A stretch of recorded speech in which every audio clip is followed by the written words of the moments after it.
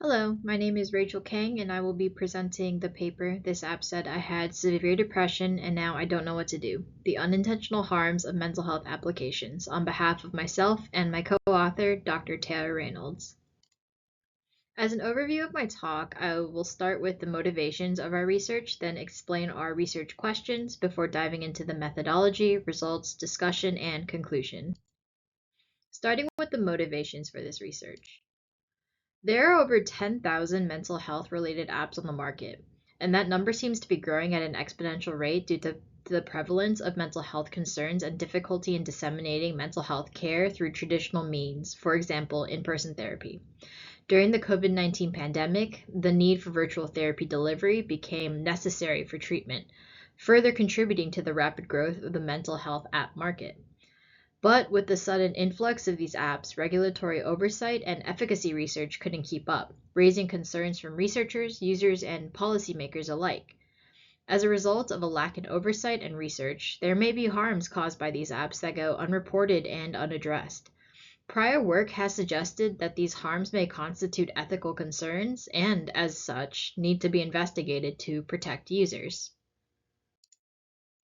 Based on prior works and our motivations, we crafted two research questions.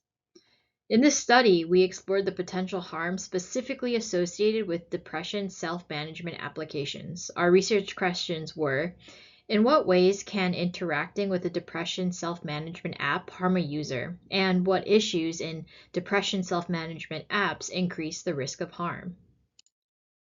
Moving on to the methods. We first identified and screened apps found in the Google and Apple App Play stores using the Preferred Reporting Items for Systematic Reviews, or PRISMA method. Next, we extracted app reviews using a Python tool and conducted an inductive, reflexive thematic analysis to find themes among the reviews. We analyzed the reviews left on the apps that were included in the study until we reached inductive thematic saturation. After finalizing themes, we conducted an ethical framework analysis where we viewed the themes through the APA ethical principles of psychologists. We purport that if mental health apps advertise themselves to be therapeutic aids or supplements to therapy, then those apps should follow the same ethical principles followed by psychologists. In our paper, we provide more detail on the app screening process and identification process, as well as the thematic analysis. Using our methodology, we present the following. A total of 4 themes emerged from the reviews. Theme 1 was called "Feeling Unsupported Due to Bugs and Poorly Designed Features." This theme speaks to potential harms that result when apps do not sufficiently provide support for their users, whether by design or because of malfunctions. Specifically, user comments point to a lack of information on how to improve mood or access help, poorly thought out features that negatively affect a user's mood, and technical issues that rendered a therapeutic component of an application unavailable. This theme highlights a potential harm on the user as it could lead to the user feeling both distressed and helpless. For example, one user review read, "I'm still 12 years old and I took the test and got a 16 out of 24. It told me I have severe depression and that makes me really anxious. I'm still not sure why I'm depressed, but it did make me feel really scared for my future and myself." Comments like this highlight the potential harms when apps assume users know how to interpret the information about their mental health that is provided by the app. When the user knows something is wrong but does not have the sufficient support to address the problem due to poorly designed features or bugs that prevent access to therapeutic components, it can result in feelings of fear, anxiety, and more distress. Theme 2, feeling undeserving of mental health care due to poor accessibility, related to accessibility problems that elicited feelings of hopelessness from the user. These comments mentioned how discouraged or frustrated users felt about not being able to access mental health care due to factors such as the pricing of applications and accessibility issues within the applications. Though many of the apps were free to download, a majority contained in-app purchases that ranged in price depending on the type of purchase, leading to comments such as, "Stop putting mental health help behind paywalls. It's inaccessible. It carries a message that people who can't pay don't matter. I'm so sick and tired of it." Poor accessibility also revealed feelings of hopelessness, as succinctly stated by one review. Please consider making this app accessible to all, not just sighted users. Blind people need DBT too. Thank you. A full description of app prices, developer information, and more can be found in the paper.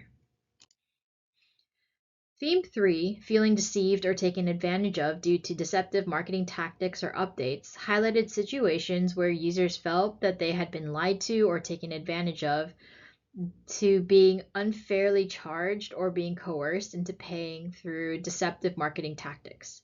As a result of being deceived, users described facing harmful consequences such as being put into financially stressful situations or having their data held hostage.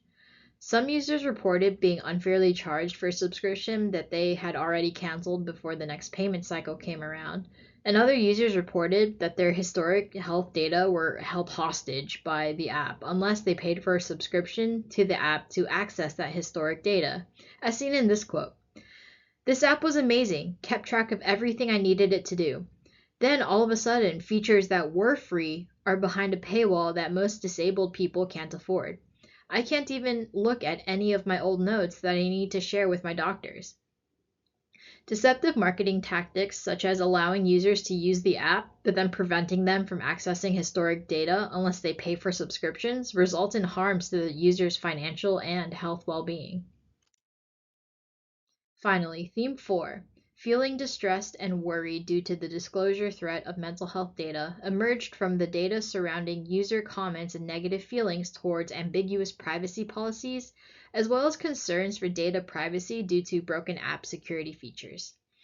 Data privacy concerns and issues may lead to harmful consequences for a user, as a breach of privacy could result in their mental health information being unknowingly or unwillingly disclosed. Some reviews pointed to apps sharing data with third parties, such as this review. After reading the privacy policy, I discovered that the app has Facebook Software Development Kit integrated. All data from the app is accessible for Facebook. I don't recommend installing it if you don't want your mental health used against you and sold to advertisers. Users expressed worry about sensitive mental health information being disclosed, as such disclosure has been shown to have negative impacts on social and economic well-being. Now I'll move into the discussion where we will speak about our ethical framework analysis. We utilize the APA ethical principles that psychologists follow to conduct our ethical framework analysis. We believe that if these apps marketed themselves as therapeutic tools or tools to be used as therapy support, they should be held to the same ethical standards that psychologists are held to. The ethical principles are as follows. First, beneficence and non-malfeasance. This means that psychologists must secure the welfare of their patients and take care to do no harm. Second, fidelity and responsibility. This means that psychologists must remain aware of professional responsibilities, clarify professional roles and obligations, accept responsibility for their behavior, and manage conflicts that could lead to harm to their patients. Third, integrity. This means to promote accuracy, honesty, and truthfulness, and to not steal, cheat, engage in fraud, or intentionally misrepresent facts. Fourth, justice. All persons have the right to access and benefit from psychology, and the right to equal quality in procedure, process, and services. Lastly, respect for people's rights and dignity.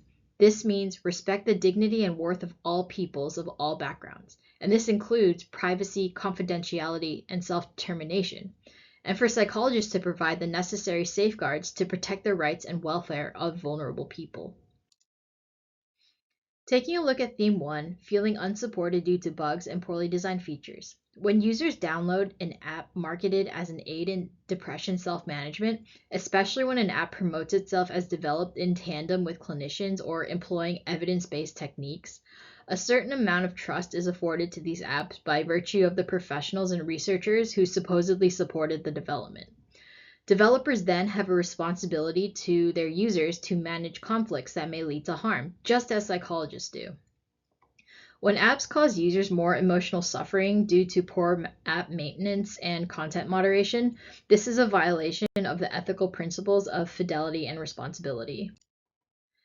Theme 2 speaks to financial and accessibility barriers. According to the APA ethical principle of justice, all persons have a right to access and benefit from psychology, as well as a right to equal quality in services.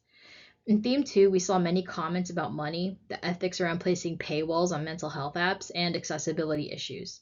User reviews mentioned once free apps becoming subscription-based, subscriptions suddenly jumping up price, and app features not being accessible to visually impaired users. Users also revealed harms associated with being prevented from accessing the care provided by these apps. These barriers violate the principle of justice as they prohibit equality in access to quality treatment. In theme 3, we see a violation of two ethical principles, integrity and beneficence and non-malfeasance. In theme 3, users felt intentionally tricked by the developer through deceptive practices such as a lack of transparency regarding the free trials given by an app that led them to feeling forced to pay for a subscription, lest not have access to their historic data. Essentially, users felt that their data were being held hostage for ransom by the developers, or that they had been tricked into paying for a subscription through a free trial ad. By not being explicit about what constitutes a free trial, and by not being explicitly clear about the accessibility of historic data, developers were in violation of the principle of integrity while also violating the principle of beneficence and non-malfeasance, as they intentionally put users in harm's way with their deliberate design choices. In theme 4, users were worried about their information being released to third parties and commented on more than just the ownership of their data. They specifically mentioned that sensitive and personal information being shared and sold is harmful and unethical. These sentiments demonstrate a violation of the ethical principle of respect for people's rights and dignity that includes the right to privacy, confidentiality, and the necessary safeguards to protect the rights and welfare of vulnerable people. From our results and discussion, we conclude the following. At their core, mental health apps are tools that people can use to assist in their mental health care journey. Overall ratings and previous research suggest that these apps can have positive therapeutic benefits for users. However, the potential unintentional harms due to these apps should not be ignored amongst the excitement surrounding their usage. It's important to remember that behind every review is a real person experiencing real potential harms. Our ethical analysis demonstrates the importance of ethical app development and regulation for depression self-management apps. Mental health apps are gaining more popularity in being supportive tools in one's mental health journey. However, more regulation is needed over these apps in order to ensure more good than harm is being done, because the wellness of one person should not come at the cost of another. Thank you for listening to my presentation. I encourage you to take a look at the paper as there was much detail I could not cover in this time-limited presentation, such as recommendations we provide to app developers to help them create ethically developed apps, as well as resources we provide to clinicians and users to help them find the right app for them among all the apps that are available in the app stores. If you have any further questions about this research, please feel free to send me an email at rking3@umbc.edu. Thank you.